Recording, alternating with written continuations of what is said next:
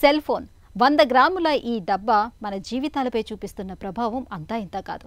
ముఖ్యంగా ఈ కాలం పిల్లలు నలుగురిలో ఉన్నా సరే సెల్ ఫోన్లోని తలదూచేసి దాంతోనే కాలం గడిపేస్తున్నారు. ఈ వ్యసనం వారి ఏకాగ్రతను దెబ్బతీస్తోంది. అంతేకాదు వారి నైపుణ్యాలకు ఎసరు పెడుతోంది, వారిలో పరధ్యానాన్ని పెంచుతోంది. మరి ఈ పరిస్థితుల్లో పిల్లల్లో ఏకాగ్రతను పెంచడం ఎలా? సెల్ ఫోన్ వ్యసనం మూలంగా పిల్లల్లో తలెత్తే పరధ్యానాన్ని పోగొట్టేందుకు ఏం చేయాలో ఇప్పుడు తెలుసుకుందాం. ఏకాగ్రత అనేది పిల్లల మానసిక ఎదుగుదలకు, భావోద్వేగ నియంత్రణకు చాలా కీలకం. తదేక దృష్టితోనే కొత్త విషయాలు నేర్చుకోగలుగుతారు. జ్ఞాపక శక్తి ఇనుమడిస్తుంది. ఈ డిజిటల్ యుగంలో పిల్లల ఏకాగ్రతను పెంచేందుకు తల్లిదండ్రులే చర్యలు తీసుకోవాలి. ముఖ్యంగా వారు సెల్ ఫోన్లు వాడే విషయంలో కొన్ని జాగ్రత్తలు తీసుకోవాలి. స్క్రీన్ టైంని నియంత్రించాలి. వేళాపాళా లేని తిండి, నిద్ర లాంటివి పిల్లల్లో ఏకాగ్రతను దెబ్బతీస్తాయి.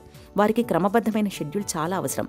చదువుకోవడం, ఆహారం తీసుకోవడం, ఆడుకోవడం, పడుకోవడం ఇలా అన్ని పనులు సకాలంలో జరిగేలా చూస్తే అది పిల్లల్లో సమయపాలన, ఏకాగ్రతను పెంచుతుంది.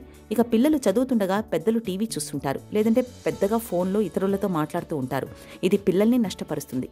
వారు డిజిటల్ స్క్రీన్ల వైపు మళ్లేలా ప్రేరేపిస్తుంది. ఇంట్లో సరైన వాతావరణం ఏర్పాటు చేయాల్సింది తల్లిదండ్రులేనని గుర్తుంచుకోవాలి. చాలామంది అదే పనిగా పిల్లల్ని చదవాలని ఒత్తిడి చేస్తూ ఉంటారు. సెలవు రోజుల్లో అయితే పుస్తకాలతో కుస్తీ పట్టాలని చెబుతుంటారు. కానీ చదువు మధ్యలో కొంత సమయం విరామం తీసుకోవాల్సిందే. ఇది మరింత ఏకాగ్రతకు దోహదం చేస్తుంది, మానసిక అలసటను నివారిస్తుంది. ఏకాగ్రత పెంచడంలో ఆహారానికి కూడా కీలక పాత్రే. రోజువారీ ఆహారంలో పండ్లు, కూరగాయలు, ఆకుకూరలు, మాంసకృతులు, చేపలు, నట్స్ ఉండేలా జాగ్రత్తలు తీసుకోవాలి. దీనివల్ల పిల్లలు అనారోగ్యం బారిన పడకుండా ఉంటారు. ఫోన్లు, ట్యాబ్, టీవీలు చూసే సమయాన్ని పిల్లలకి పరిమితం చేయాలి. ఈ విషయం వారికి అర్థమయ్యేలా చెప్పాలి. డిజిటల్ అలవాటు పడితే ఏకాగ్రత తగ్గుతుంది. వీటిని తగ్గించేసి మెదడు చురుకుతనం పెంచే కార్యకలాపాల వైపు మళ్లించాలి. పుస్తకాలు చదివే అలవాటు పెంచాలి. చిత్రలేఖనం, ఆటలు ఆడేలా ప్రోత్సహించాలి. ముఖ్యంగా భోజనం, నిద్రకు ముందు ఫోన్లు, ఇతర డిజిటల్ పరికరాలకు పిల్లల్ని దూరంగా ఉంచాలి. చదువు కోసం అన్ని వసతులతో కూడిన ప్రత్యేక గది పిల్లలకి ఏర్పాటు చేయాలి. సరైన ఎత్తులో టేబుల్, కుర్చీ, వెలుతురు ఉండేలా జాగ్రత్తలు తీసుకోవాలి.